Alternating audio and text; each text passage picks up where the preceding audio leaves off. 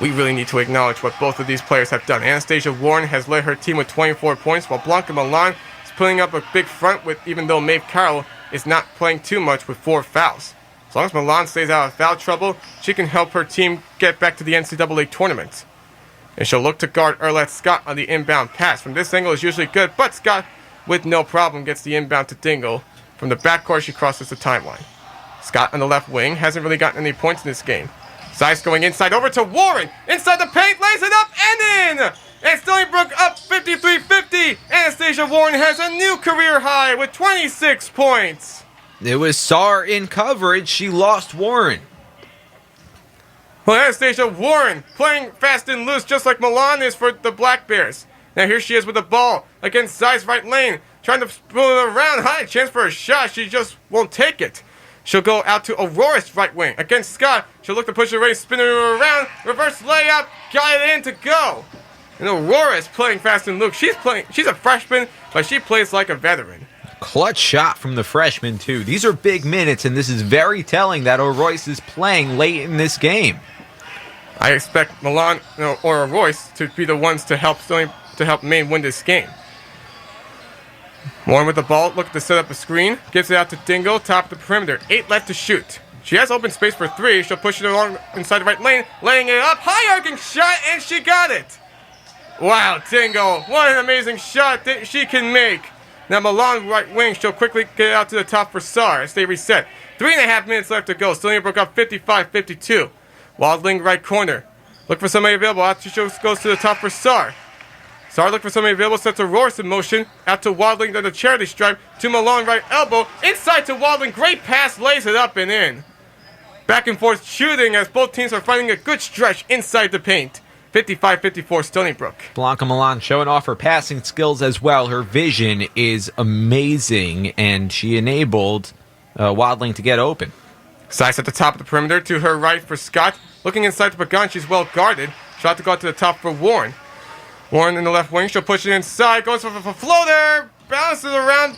She got it, but it's waved off. She's called for a foul. McCombs is not happy at all. I don't blame her. Are you sure you saw a foul in that, Jonah? I mean, it looked like she could have pushed off, and there's no argument from Annie Warren, so... I mean, usually if it's an egregious foul, then you'd see an argument, especially late in this game, but no argument, I think, is telling. This is going to be the longest 3 minutes we'll ever experience. Maybe with a chance to take the lead now. Saar top of the perimeter. Setting Milan in motion. She'll go out to the right elbow for Carroll. Along McConnell's charity stripe, she'll push it inside. Can't get her way inside. She'll have to go out to Simon. Simon steps back right elbow, going inside to Carroll. Had the ball stripped, and foul is called against the Seawolves. And so Carroll will head to the free throw line to try and put Maine on top. Bad foul there. Carroll was trapped. She didn't have a good angle underneath the basket. If you maintained the strong defense underneath, Carroll would have either had to throw it away or turn it over. So Carroll up to the free throw line now. Her first shot is good, and it ties the game up at 55. Stony Brook needs to get better with the offense and improve with the defense. You need your best players out there. Dingle, Pagan, and Warren are there. Who knows if Zeiss will be back. Second free throw is good after a few bounces, and Maine leads at 56-55. In the inbound to Dingle, she'll cross the timeline. After Royce tried to steal away from her, she'll move out to the right wing. Dingle look to reset. Trying to put Stony Brook back on top with 2:25 left to go. Tried to get inside to Dingle. She couldn't get there, and she'll move out to the top of the perimeter. Sees Zeiss open. She won't go to her either. 10 left to shoot. Dingle going quickly inside. Going inside the layup, and it's good! Isaiah Dingle putting up a little good loose end inside the paint, and Stony Brook back up 57-56. We approach the 2-minute mark. Here comes crunch time. Simon top of the perimeter. To her right for Carroll. Right wing Simon pulls up a 3. Misses too strong. And Dingle with the rebound. She'll go quickly on the fast break, and she'll slow it down, and she'll cross the timeline gingerly. A big open opportunity for Simon that she just couldn't cash in on. Now Stony Brook with a big chance to get some clutching points. Dingle trying to push inside. She didn't have a good lane. Now it goes to Warren. Floated her up. And got it. And won! Anastasia Warren. This time their shot with a foul call goes in her favor, and she'll head to the free throw line. Warren with a career day. 28 points pending the free throw. What madness for the junior from Westlake, Georgia. Annie Warren carrying this team on her back the entire game. She's never let up. 17 points in that first half, and then a clutch basket there. With a clutch free throw, it's put Stony Brook back up 60-56, up by 2 scores with a minute and a half to go. Could this be Stony Brook's first ever trip to the tournament coming up? Going inside to Milan, lays it up, misses, but a foul is called against Zeiss, and that's her 4th.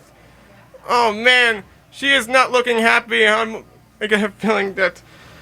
I didn't want to say anything bad about Zeiss. I think I may have been about to. She's just really looking really sad because if there was no foul on that, she really had her hands up. I'm not really sure about that foul either. Zeiss heading to the bench, hyping up her squad. This is what veteran leadership is all about. She's getting replaced late in this game because she's in foul trouble. Cox comes in. So Milan to the free throw line, had 2 trips so far today, but didn't have a chance to connect on either shot, which was really big. It could be really big down the stretch. First free throw from Milan, and after a few bounces, it goes in. Her free throw attempts have not been pretty on par so far over the last few games. 60-57 Stony Brook. Second free throw from Milan. She connects on this one too. And it's a 2-point game in favor of the Seawolves with 1:29 left to go. Full court press now showing for Maine. A cross-court pass over to Cox, and she'll be able to get it across the timeline. Stony Brook beats it out. So Milan with possession of the ball. Moving around to the left wing. That's actually Dingle, I meant. Out to the right wing now is Scott. Going inside to Burgon right lane. Spinning, moving around, getting double teamed. She's hit. No fouls called and picked up by Wildling. Oh my gosh. I don't know. You think we're seeing questionable calls here. And now Maine with a chance to tie, take the lead, but the ball stripped by Dingle. Alvarez, and it's picked up by Pagan, and she'll give it back to Dingle. Another clutch turnover that Stony Brook has forced. And now with the ball, 20 on the shot clock, 50 to go in the 4th quarter. Here come the Seawolves. Dingle with possession of the ball. A shot here could be the icer. Along the left wing now, she's getting heavily guarded by Aurora. Moving over now to the charity stripe, step back. Sees Warren open, 7 left to shoot. Dingle pushing it inside, goes up a contested layup, she got it! She got the layup! 62-58, Stony Brook, 32 seconds left to go! What a clutch by Isaiah Jingle, the junior! So you got Trinity Baptist, the senior, and Shayna Pellington as well. So, both teams ready to take the court, and we're ready to give it to you. Stony Brook women's basketball playing in the NCAA tournament for the first time in school history, ready to face off against the 3-seed Arizona Wildcats. Winner takes on the winner of BYU and Rutgers. Right now, BYU up by 4 with 24 seconds left. Ball is up in the air, and the Seawolves win it. Isaiah Dingle gets it. And Stony Brook gets the ball to begin this game. Dingle with the ball left wing against McDonald. That's probably the matchup I told you about. Scott moving into the left wing. Sees Boucher inside. Takes a jumper from the left wing, and she got it. Stony Brook gets on the board first. Mackenzie Boucher looks like she's the one that's taking that starting lineup. 2-0 Stony Brook. Get out to a fast start on offense. This is a great sign for this team. We know they can hold down the fort on the defensive end.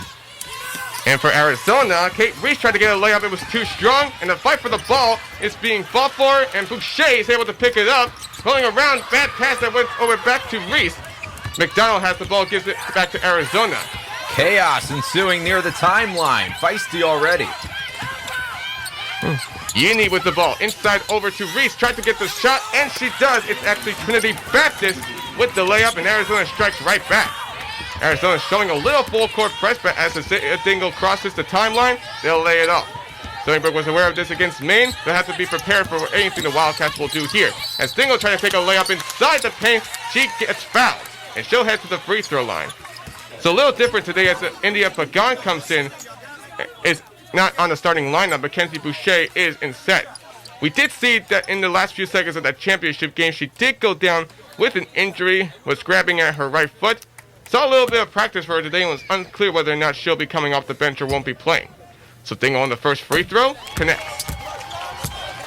Dingle coming off that excellent performance. Her and Annie Warren, the reason for Stony Brook taking that championship game against Maine. 20 points in that game against Black Bears. So Dingle connects on both free throws. Stony Brook retakes a 4-2 lead. Benduyani, right wing, moving around, pushing away inside the paint, takes the high striking layup and connects. And Arizona's very superb with the shot, and Scott was bumped into, but they'll say that she traveled. Stony Brook needs to be careful. Can't afford those types of ill-afford miscues, especially off the inbound pass. So Yini will get the inbound to McDonald. Sizing up against Dingle, try to push her way inside, gets a spin move out, floats it up, and after a few bounces it rolls in. And Arizona takes their first lead of the game. And a tip away is picked up by number 23, and the ball is nearly loose. It's picked up again by Reese, and she'll take a shot and scores. Full court pressure looks to be working very well for Arizona as they suddenly take an 8-4 lead 2 minutes into the game. I'm surprised there was no whistle, Zach. Annie Warren fell to the ground. Could have been a charge call, but a good no call, I suppose, because I guess it could have gone either way. Warren with the ball left wing as they beat the full court press. Inside to Zeiss, top of the perimeter.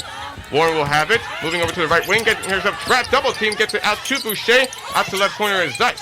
To the left wing for Dingo. Thought about three. She'll step back left elbow. Takes a long shot and couldn't get the air ball. Shot clock violation. Stony Brook with an inauspicious start. They look a little bit lethargic on the offensive end. They need to pick things up and avoid those turnovers. 2 consecutive off the inbound pass. It's a fast-paced action that's allowed Arizona to score quickly. Stony Brook will have to work better with the defense to be aware of everything that they'll try. McDonald quickly taking a left wing three. Too strong off the back iron. And Arizona keeps it off the offensive rebound. McDonald gets it back. Going inside to Pellington with a layup and got it. Nobody was guarding her in 10-4 Arizona. Dingle will cross the timeline. Fires over to Warren. Warren going inside. Contested layup. Misses just short. Rebounds picked up by Thomas. Giving it to McDonald. She'll go quickly. Left elbow. Taking a quick jumper and connects. Arizona getting feisty with the shots after Stony Brook did take a lead early on, but it's been a huge 10-0 run for the Wildcats. You don't need to play Arizona's game. Just because they're running up the floor and they're scoring within the first 8 seconds of the shot clock doesn't mean you need to do that. That's not your strength. You can't go fast-paced or else you'll make mistakes. Dingle pushing inside the paint. Fuller, Euro step layup, got it. And that's exactly the type of game you want to play. Play the game that you're used to, and you'll be able to keep yourself well hot. 12-6 Arizona, 6:35 left to go in the first quarter. Dingle is crafty with the ball. Great footwork inside the paint, allowing her to find the open angle. Kate Reese with the ball to McDonald, top of the perimeter. Going inside to Reese, a good pass, lays it up and in. Nobody was really guarding Reese, and that was a big mistake on Stony Brook's edge. There wasn't a lot of resistance with her. 14-6 Arizona. This is what you miss with Boucher in the starting lineup and not India Pagan. That interior defense, especially covering the back door. And a pass tried to get inside to Zeiss in the paint. It was too high for Zeiss to pick up, and now it'll go back to Arizona.